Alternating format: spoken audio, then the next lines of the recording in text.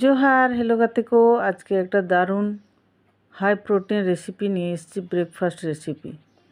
তো ছোলা সেদ্ধ করে রেখেছিলাম লবণ দিয়ে, ছোলা সেদ্ধ দেব।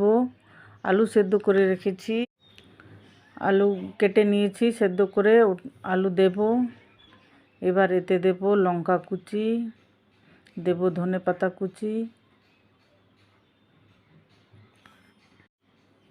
এইগুলোকে সব একসঙ্গে দিয়ে আমি ভালো করে মিশিয়ে নেব। টমেটো, শসা, গাজরটা গ্রেট করে রেখেছি, কারণ গাজরটা না মুখে সকাল সকাল আর চিবাতে ইচ্ছা করে না, সেই জন্য গ্রেট করে। দইটাকে সুন্দর জল ঝরিয়ে নিয়েছিলাম। এবার স্বাদ মতো দেবো লবণ, দেবো চাট মশলা, এবার দেব গোলমরিচের গুঁড়ো। এটাকে সুন্দর করে মেখে নেব। বন্ধুরা, এরকম ব্রেকফাস্ট মাঝে মাঝে খাওয়াও খুবই উপকারী শরীরের পক্ষে।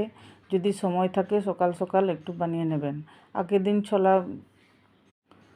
দিন ছোলা ভিজিয়ে রাখে, রাত্রেবেলা সকালবেলা ঘুম থেকে উঠে প্রেসার কুকারে বসিয়ে নিলেই হয়ে যায়।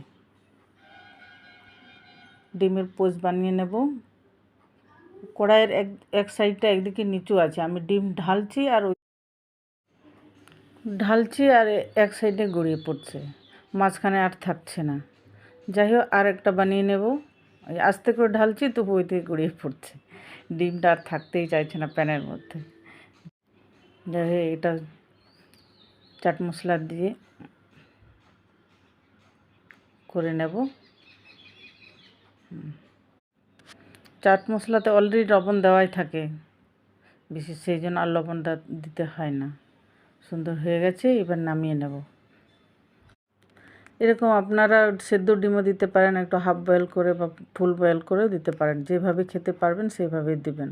যেহেতু ডিমটা হাফ বয়েল বা অনেকের আঁশটে গন্ধ সহ্য হয় না, সেক্ষেত্রে আপনি বয়েল ডিমও দিতে পারেন। কোনো দিন মাছ ভাজা, কোনো